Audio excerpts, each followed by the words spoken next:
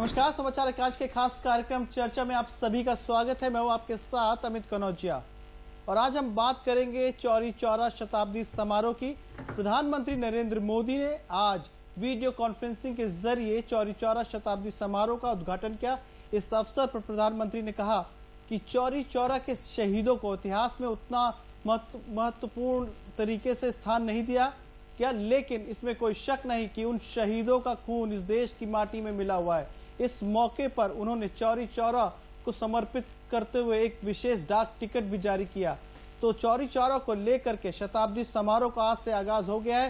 पूरे प्रदेश में जगह जगह पर कई विशेष कार्यक्रम आयोजित किए जा रहे हैं।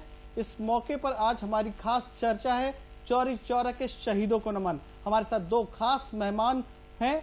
प्रोफेसर रवि भट्ट हैं जो कि इतिहासकार हैं, साथ में हमारे साथ एक और खास मेहमान डॉक्टर रहीस सिंह जो कि स्तंभकार हैं, कुछ ही देर में जुड़ेंगे। तो फिलहाल चर्चा शुरू करने से पहले हम आपको सुना दें कि आज प्रधानमंत्री नरेंद्र मोदी ने इस समारोह को उद्घाटन अवसर पर क्या कहा। चौरी चौरा देश के सामान्य मानवी का स्वतः स्फूर्त संग्राम था। ये दुर्भाग्य है कि चौरी चौरा के शहीदों के जितनी चर्चा होनी थी बहुत अधिक चर्चा नहीं हो पाई। इस संग्राम के शहीदों को, क्रांतिकारियों को इतिहास के पन्नों में भले ही प्रमुखता से जगह न दी गई हो, लेकिन आजादी के लिए उनका खून देश की माटी में जरूर मिला हुआ है, जो हमें हमेशा प्रेरणा देता रहता है।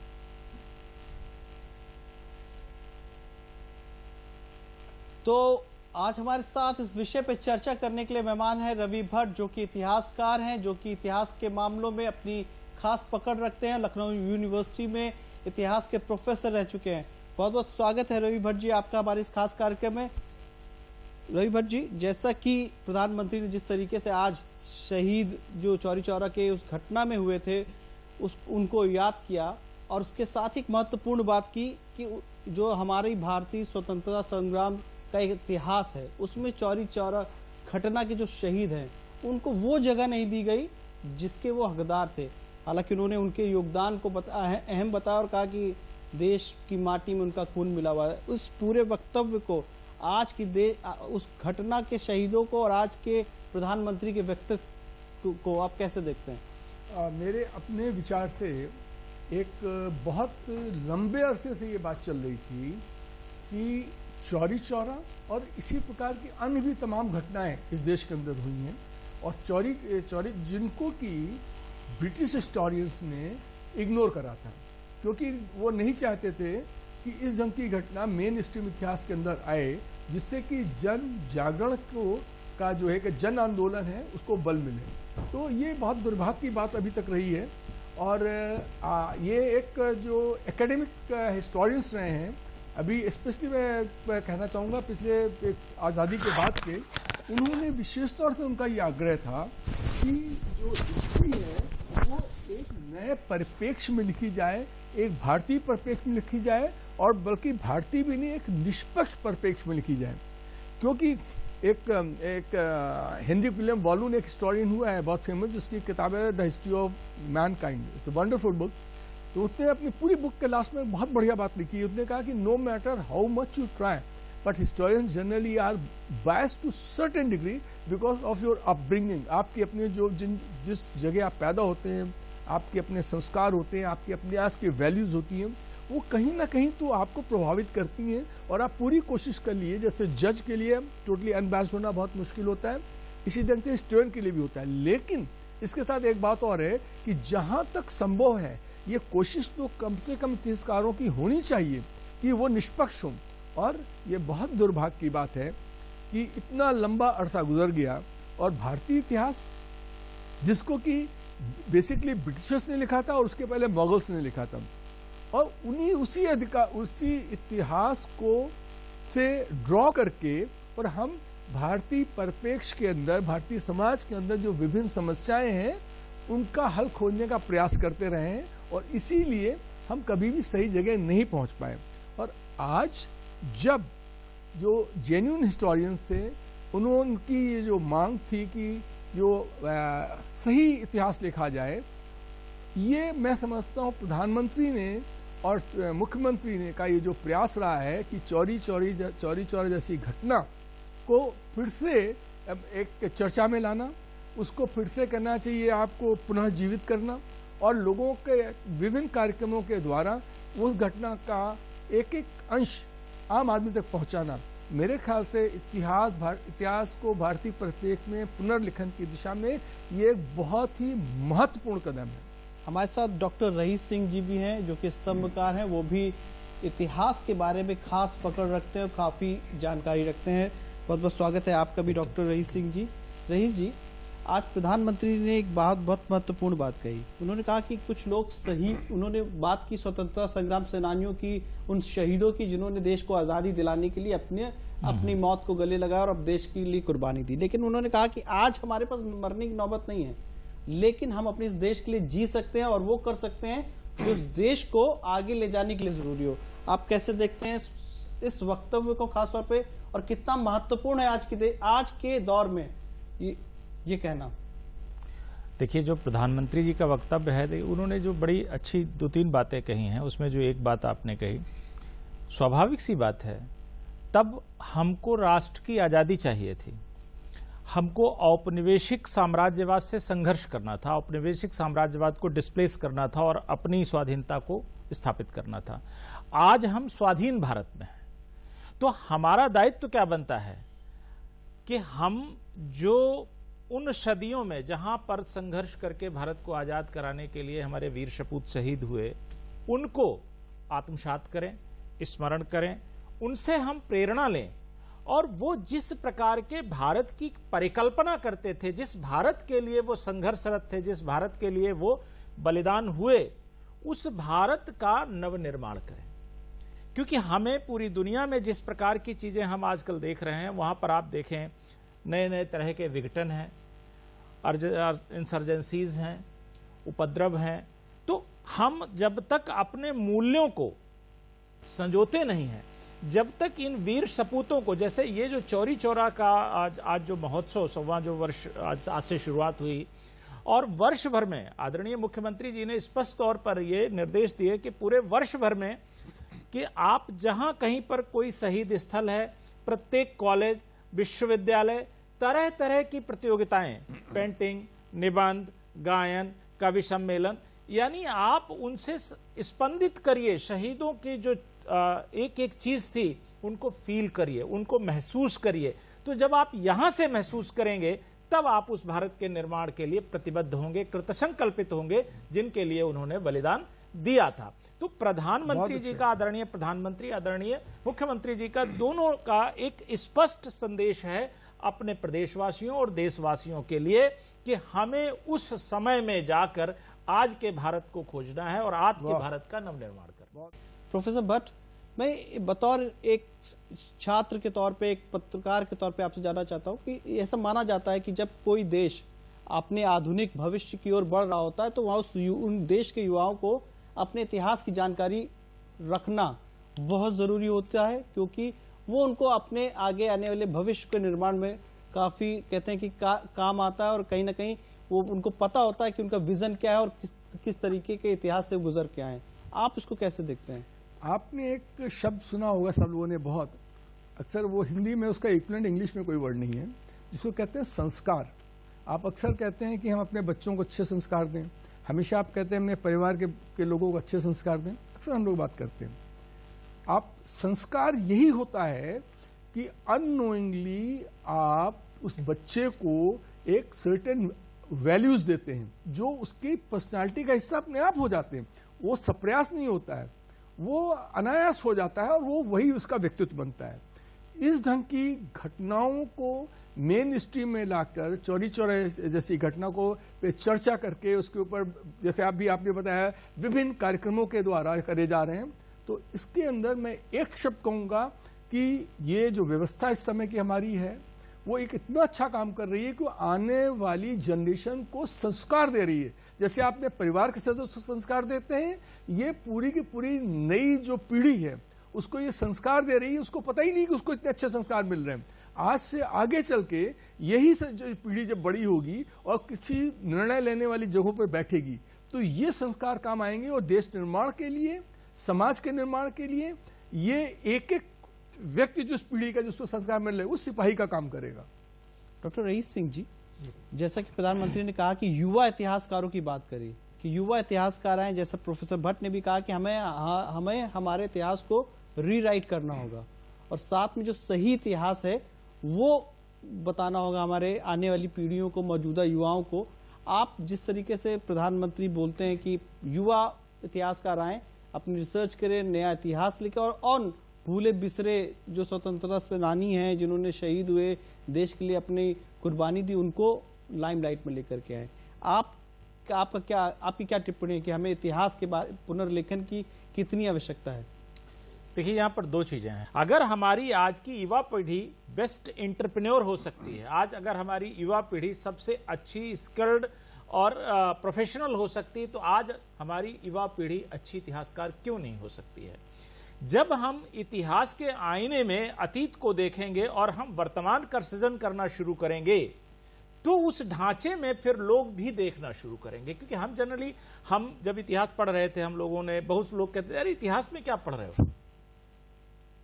जैसे अभी आपने एक सवाल पूछा था, एक जो बड़ा वृक्ष होता है उसकी जड़ें जितनी नीची होती हैं उनकी शाखाएं उतनी ही मजबूत होती हैं। इतिहास हमारी जड़ें हैं, भारत हमारा पूरा वृक्ष है और नई पीढ़ी हमारी वो शाखाएं हैं।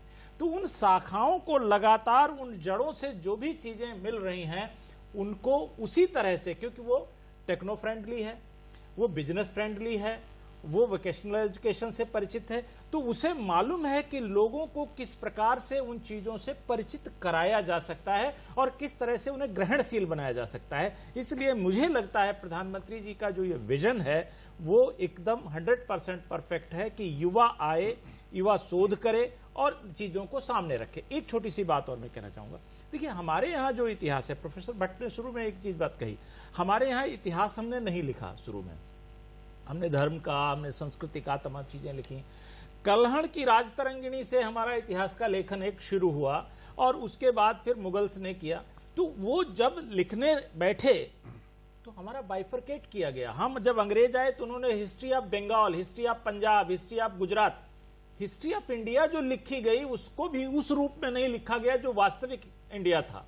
तो जाहिर सी बात है, हमें नए भारत का अगर निर्माण करना है तो हमें अपने उस भारत को जानना होगा जिसके लिए वो बलिदान हुए। पीढ़ियां पीढ़ियां जो है उनकी बलिदान होती चली गई और ये कार्य युवा सबसे बेहतर तरीके से कर सकता है। हमारी चर्चा लगातार जारी रहेगी। फिलहाल वक्त है ब्रेक का। ब्रेक के बाद भी प्रोफेसर रवि भट्ट और डॉक्टर रईस सिंह बताएंगे कि किस तरीके से चौरी चौरा के लिए जो आज शहीदों को नमन का कार्यक्रम शुरू हुआ है, आगे आने वाली पीढ़ियों के इतिहास की जानकारी ही नहीं बढ़ाएगा, राष्ट्र निर्माण में भी अहम भूमिका निभाएगा। मैं यहाँ पर एक बात कहना चाहूँगा जिससे हो सकता है कुछ लोगों को असुविधा हो या कुछ लोग असहज हो जाएं, और इस बात को मैं कहना लेकिन ज़रूर चाहूँगा। मैं समझता हूँ ये मेरा नैतिक अधिकार है कि मैं बोलूँ, क्योंकि खाली अच्छा बोलना ही तो अच्छी बात नहीं होती है। मैं यहाँ ये कहना चाहता हूँ कि जब इतिहास लिखा जाता है और इतिहास की अच्छी बातें लिखी जाती हैं तो किसी को असुविधा नहीं होती है। पर जिन कारणों से हम लोग गुलाम रहे बरसों, जिन कारणों से अंग्रेज हम पे राज कर सके, जिन कारणों से मुगल हम पे राज कर सके, उस समय जिन लोगों ने गद्दारी करी थी, अगर उनके ऊपर हम लिखते हैं जिससे कि हमारी आने वाली नस्ल भी इस बात को तैयार रहे हैं कि अगर हमारे साथ 20 देशभक्त हैं, अगर 1000 देशभक्त है तो उसके अंदर 5 जो देशद्रोही हैं उनकी वजह से कहीं उनका काम भी ना कहना चाहिए, उनका किया धरा भी ना बराबर हो जाए। डॉक्टर रईस सिंह जी, अगर सिर्फ इतिहास की जिस तरीके की चर्चा हो रही है, इतिहास के पुनर्लेखन की बात हो रही है, इतिहास के उन वीरों को याद कर को सही स्थान देने की बात हो रही है, अभी कुछ दिनों पहले नेताजी की जयंती को पराक्रम दिवस के तौर पे मौजूदा सरकार ने मनाने का फैसला किया। इतने वर्ष बीत जाने के बाद हमें हमारे देश के जो एक महान सपूत रहे बोस जी, नेता सुभाष चंद्र बोस, उनकी जयंती को एक नाम मिला पराक्रम दिवस। आप उसको कैसे देखते हैं? कहीं ना कहीं सरकार की पूरी कोशिश ये है कि हम अपने उन सपूतों को जाने जिन्होंने अपनी प्राण इस देश की आज़ादी के लिए न्यौछावर कर दिए। जब चौरी चौरा का मुकदमा सेशन कोर्ट गोरखपुर में चल रहा था तो किसानों ने एक शब्द बोला था कि आप फांसी दे दीजिए, मैं 10 महीने बाद फिर आऊंगा इस देश में मरने के लिए। वाह। तो जिन सपूतों में ये जज्बा हो, नेताजी सुभाष चंद्र बोस तो बहुत बड़ी विभूति थे इस देश की और बहुत बड़ी थाती थे, क्योंकि नेताजी, अगर आप उस दौर को जरा देखें, उस समय को अगर महसूस करें, तो जो ब्रिटिश साम्राज्यवादियों का समय था और जिस समयों में आप देखिए कि एक होपलेस हम हो रहे थे, उस समय सुभाष चंद्र बोस न केवल भारत की धरती पर बल्कि विश्व के फलक पर उस यूरोप की धरती पर जाकर के अंग्रेजों को ललकार रहे थे और हमसे कह रहे थे कि आप मुझे खून दे, मैं आपको आजादी दूंगा। तो ये ऐसे सपूतों को हम तो ऋणी है ना, तो हम ऋण कैसे चुका सकते हैं जब हम उनको अपने लोगों के बीच फिर से लाएं। उनका एक शब्द लोगों को अगर बड़े उसके लिए स्पंदित कर देता था, एक बड़ा मूवमेंट खड़ा हो जाता था। आज पुनः वो आंदोलन यहां खड़ा हो सकता है इन हृदयों में कि हम उसी एक भारत की परिकल्पना, उसी एक राष्ट्र श्रेष्ठ राष्ट्र की परिकल्पना को साकार करें, हम उसी आत्मनिर्भर भारत को बनाएं, हम उसी विश्व शक्ति भारत का निर्माण करें। तब हमारी सार्थकता इस स्वतंत्र देश में जीने की है और अपने वीर सपूतों को श्रद्धांजलि अर्पित करने में है। तो बार बार आदरणीय प्रधानमंत्री जी, आदरणीय मुख्यमंत्री जी, ये इस ओर अपने युवाओं का ध्यान आकर्षित करते हैं, प्रेरित करते हैं, उनको स्फूर्ति देते हैं। और ये बार बार आज भी उन्होंने कहा, प्रधानमंत्री जी ने, चौरी चौरा स्वतः स्फूर्त था। तो हम आप तो इतने कुशल हैं, तो हम जरा स्वतः स्फूर्त अपनी उन वास्तविक चीजों को लाने में, भारत की शक्ति को जीवंत करने में फिर से योगदान दें। प्रोफेसर रवि भट्ट, आज प्रधानमंत्री ने बोला कि बाबा राघव दास और पंडित मदन मोहन मालवीय को भी याद करने का एक अपील की कि उनके जो योगदान है, उन्होंने जो 150 लोगों को बचाया इस पूरे कांड में, जिनको 19 लोग को फांसी हुई, बाकी 150 लोग को भी दी गई, बचा लिया था, उनके योगदान को भी याद करने का अनुरोध किया। ये अपने आप में बहुत ही सराहनीय कदम है, क्योंकि ये जिस ढंग से एक, जैसे कहते हैं सोशल इंजीनियरिंग, तो जिस ढंग से ये एक पॉजिटिव वाइब्स दे रहे हैं सोसाइटी के अंदर, ये मतलब सोसाइटी के अंदर जिस ढंग से टोटल मतलब एक नई स्फूर्ति दे रहे हैं, नया एक जोश दे रहे हैं, और एक जो मना स्थिति बन चुकी थी जनमानस की कि कुछ नहीं हो सकता, यही है, सब कुछ यही है। ये जो इस समय वर्तमान व्यवस्था है, जो ये नए नए कदम उठा रही है कि हाशिए पे जो इतिहास की महत्वपूर्ण घटनाएं थी उनको लाना, हाशिए पे जो लोग थे हो गए थे उनको पूर्ण महत्व देना, ये अपने आप में बहुत ही सराहनीय और बहुत ही महत्वपूर्ण कदम है। और डॉक्टर रईस सिंह जी, हमारे पास समय बहुत कम है, लेकिन आपसे क्लोजिंग रिमार्क चाहूंगा कि इस अगले 1 साल में आप कैसे देखते हैं किस तरीके से प्रदर्शन मनाया जाएगा? नहीं, 1 साल में मैंने पहले बताया जिस प्रकार से आदरणीय मुख्यमंत्री जी ने कहा कि प्रदेश के प्रत्येक शहीद स्मारक पर, प्रत्येक संस्था जो एजुकेशनल संस्था है, वहां पर शहीदों से, वीरों से, जो भी वीर सपूत हैं अपने उत्तर प्रदेश के, उनसे जुड़े आख्यान आप करें, उनसे निबंध प्रतियोगिताएं करें, चित्रकला आदि प्रदर्शनी करें। तो यहां पर चलते चलते मैं एक बात कहना चाहता हूं, अरविंदो घोष ने एक बड़ा अच्छा एक अपना उसमें भाषण दिया था, वो निबंध के रूप में। उन्होंने कहा था कि मां भारती आपसे कुछ मांगती है, लेकिन मांगने का मतलब बलिदान नहीं है। आप जिस भी चीज में सार्थक हैं, आप रचना धर्मी हैं, आप श्रम धर्मी हैं, आप उद्यमी हैं, आप भारत माता को अर्पित करिए। तो हमें लगता है कि उत्तर प्रदेश में जो ये शुरू हो रहा आज से 1 वर्ष के अंदर आपको यही चीजें जो जिसके पास है वो अर्पित करेगा और एक नए आपको उत्तर प्रदेश को बहुत बहुत शुक्रिया doctor rice Singh ji. Professor Ravi Bhatt ji, आप आए और हमारे साथ इस चर्चा में शामिल हुए। तो चर्चा में बस इतना ही, धन्यवाद।